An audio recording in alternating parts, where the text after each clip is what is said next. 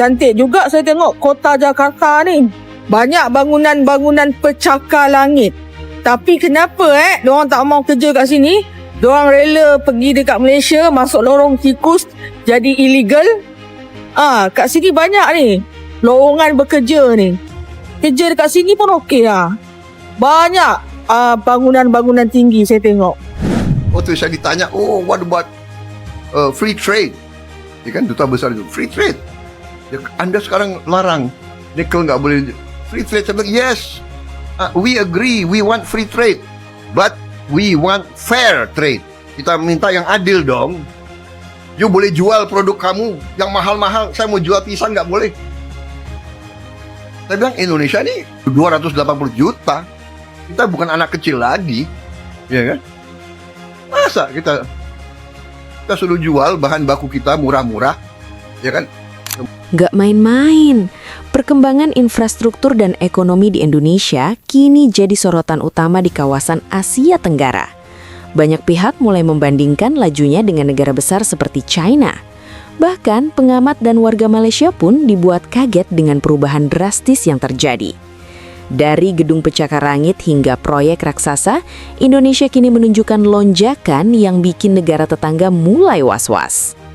Indonesia bakal cetak 12.000 triliun dari ekspor dan ini bisa bikin nilai rupiah naik drastis. Ya, hilirisasi teman-teman bakal jadi senjata andalan untuk 6 komoditas pertanian, sawit, kelapa, lada, kakao, kopi, dan cengkeh. Kabarnya pemerintahan targetin nilai ekspor produksi ini jadi naik. Menteri Pertanian Amran Sulaiman yakin kalau kita olah semua, bahan mentah ini bakal tambah besar dan bisa bantu nilai rupiah stabil di angka 5.000 per US dollar dalam 5-10 tahun ke depan. Ya, memang kalau kita perhatikan selama ini kita cuma ekspor mentah teman-teman. Jadi negara lain lah yang nikmatin keuntungannya, keuntungan dari olahan produk kita. Contohnya aja kakao dan mete yang diekspor mentah, lalu dibalikin lagi ke kita dalam bentuk coklat atau produk olahan lain dengan harga jauh lebih tinggi. Amran juga nggak mau ini terus-terus terjadi. Apalagi sawit yang bakal kita pakai buat mandatory biodiesel B60 di 2027. Biar kita bisa ngurangin impor BBM yang selama ini ngabisin devisa sampai 500.000 triliun per tahun. Menurut kalian hal kayak gini bakal berjalan maksimal nggak sih? Share pendapat kalian, drop komen teman-teman. Korang tengoklah apa jadi kat KLCC. Abang bayar punya PM. Dia ingat ni swimming pool ke apa? Suka-suka je nak berenang kat dalam tu. Warga asing ni kan, bila dia kat negara kita, dia suka buat benda yang aneh-aneh tau. Ni salah satu dia. Lepas tu, naik Grab ada yang nak bawa kambing. Naik bas nak bawa basikal. Kalau boleh dalam Grab dia nak sumbat ramai-ramai orang. Dia nak jadikan Malaysia ni macam apa pun tak tahu. Nampak? Polis bantuan tu dah marah dah kat dia. Kesian kan tengok negara kita macam ni. Nanti pelancong komen macam-macam. Malaysia itu, Malaysia ini. Padahal bukan rakyat tempatan yang buat hal. Warga-warga asing kat sini yang buat hal. Yang dapat malunya negara kita juga. Nampak tak? Bayar. Apa nak jadi Malaysia ni Apa nak jadi? Nak minta tahun akan datang Malaysia adalah bentuk macam mana? Malaysia bentuk macam mana? Dulu kita wawasan 2020, saya semasa di sekolah rendah dimomokkan, diberikan pengharapan bahawasanya wawasan 2020 begini caranya. Ada kereta api atas udara, ada penambahan dari segi pusat-pusat teknologi. Dan alhamdulillah, walaupun tidak capai sepenuhnya, tetapi kita berada di pertengahan. Itu sebabnya Tuan Yang Bertua, saya minta sangat supaya kita betul-betul serius untuk melihat perancangan 30 tahun ke hadapan. Dulu kita ada di bawah yang amat berbahagia Datuk Seri Najib Tun Abdul Razak, Transformasi Nasional 2050. Tak apalah kalau tak nak continue pun nama tersebut, tetapi biarlah ada 30 tahun ke hadapan. Supaya apa? Supaya kita dapat beritahu kat mana kita punya goalpost, dekat mana arah tuju kita. Saya pergi dengan rakan-rakan, selepas di Lahad Datu kami naik bot pergi Nunukan, kemudian kami naik bot pergi ke Tarakan, dan kami pergi kepada ibu kota Nusantara melihat perkembangan bagaimana perancangan Indonesia Emas 2045. Saya secara peribadi, Tuan Yang Pertua bimbang dengan kedudukan kita. Sekiranya kita tidak ada perancangan 30 tahun ke hadapan, 30 tahun ke hadapan, kita nak selaraskan rancangan Malaysia ke-13 ni berasaskan apa? Sekiranya tidak ada, beritahu kami. Sekurang-kurangnya kami dapat menceritakan kepada generasi akan datang di mana arah tuju kita. Waktu saya ditanya, what about free trade? Ya kan, duta besar itu free trade.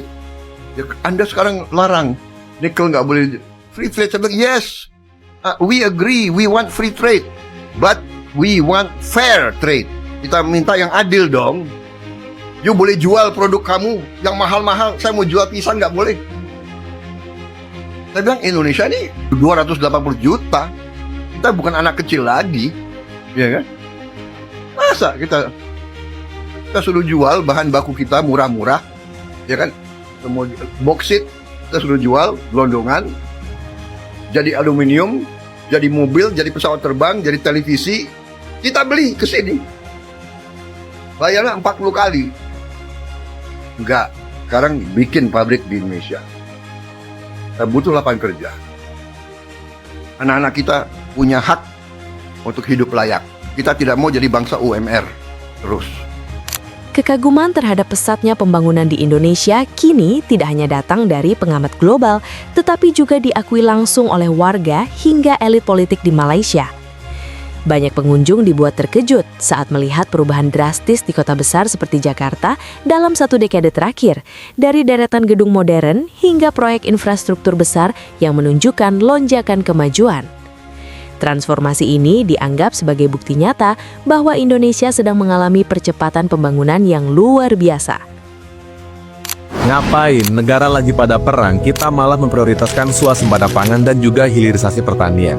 Mungkin masih ada yang nggak ngerelate soal ini. Jadi ingat, presiden kita itu paham betul soal bidang pertahanan dan juga keamanan. Jadi kalau menurut gua ini tuh begitu penting dan ada 4 goals yang ingin dicapai. Dan yang pertama pasti untuk menjaga kedaulatan dan juga stabilitas pangan nasional. Konflik antar negara pasti mengganggu alur impor bahan baku dan juga produk pangan. Dengan hilirisasi kita dapat memproduksi bahan baku akhir secara mandiri dan tidak bergantung pada pihak luar. Dan yang kedua, untuk mendorong nilai tambah produk dalam negeri. Jadi, hasil pertanian yang diolah menjadi produk jadi atau setengah jadi, itu pasti nilainya lebih tinggi dibandingkan bahan mentah. Ini membuka peluang bisnis baru dan juga meningkatkan perekonomian lokal. Dan yang ketiga, mengurangi ketergantungan impor. Jelas, dalam masa perang, pasokan impor bisa terhambat. Dan juga hilirisasi memperkuat kemampuan dalam negeri untuk memproduksi produk-produk strategis. Dan yang keempat, apalagi kalau bukan membuka lapangan pekerjaan baru, dengan mengembangkan industri pengolahan hasil pertanian, pasti menciptakan lapangan pekerjaan yang luas mulai dari pengolahan, distribusi, hingga pemasaran. Jadi, hemat gua, dengan kita memperkuat hilirisasi pertanian untuk mewujudkan swasembada pangan, kita tuh bukan hanya menjaga ketahanan pangan, tapi juga membangun kemandirian ekonomi negara di tengah gejolak global yang semakin memanas. Gimana menurut kalian? Guys, ternyata krisis energi yang terjadi di Singapura itu berkaitan dengan Indonesia loh. Hal ini disebabkan oleh pasokan gas alam dari Indonesia ke Singapura yang melalui pipa Natuna Barat yang mengalami gangguan sejak Juli 2021. Hal itu pun membuat Singapura terancam bakal gelap gulita. Baca berita lengkapnya, klik link di sini. Tu tengok Jakarta semata, pergi tengok seluruh Indonesia, lepas tu bandingkan balik dengan Malaysia. Kita cakap pasal Jakarta bang, kita cakap pasal Jakarta. Dia seumpama macam kau suruh cakap pasal KL, lepas tu kau suruh tengok satu Malaysia, termasuk Sabah, Sarawak, lepas tu negeri-negeri yang kadang-kadang jalan pun tak siap. Dan setiap negeri ada je kawasan-kawasan pedalaman yang orang dia hidup susah. Kira lah, sekaya mana pun negara tu, masih ada wujudnya orang miskin. Jepun ke, Korea ke, Australia ke, New Zealand ke, mana-mana negara yang konon-konon kaya, dekat kawasan pedalaman tu pun banyak orang miskin. Bukan tu je, homeless pun banyak, yang tak ada rumah, tak ada tempat tinggal. Saya bercakap pasal Jakarta, Indonesia, ibu negara Indonesia yang dah banyak berubah. Dan orang Indonesia pun banyak yang kaya ni. Korang tengok ni, ni kereta Alza, nampak? Tahu kan Alza dia? Daihatsu Alza. Indonesia berubah disebabkan rakyat dia ramai merantau. Pergi ke negara luar, lepas tu bawa balik duit, masuk ke dalam negara. Kalau korang nak tahu, orang-orang Indonesia ni, kalau pergi ke money changer, diorang tukar USD weh. USD! Itulah masalah mata wang yang menjadikan kita berkasta. Seumpamanya kalau negara tu mata wang dia rendah, seumpama macam taraf dia rendah. Kalau mata wang tu tinggi, konon-konon negara tu taraf dia tinggi. Tak semestinya gitu ya, tak semestinya gitu. Itu sebab saya kata, negara Indonesia dah banyak berubah. Kalau pemimpin kita terlalu selesa, akhirnya negara kita ketinggalan abang. Perkembangan ini jadi bukti Indonesia makin diperhitungkan di dunia. Bangga? Jangan lupa like, tulis pendapat kamu di komentar, dan subscribe biar nggak ketinggalan update menarik lainnya.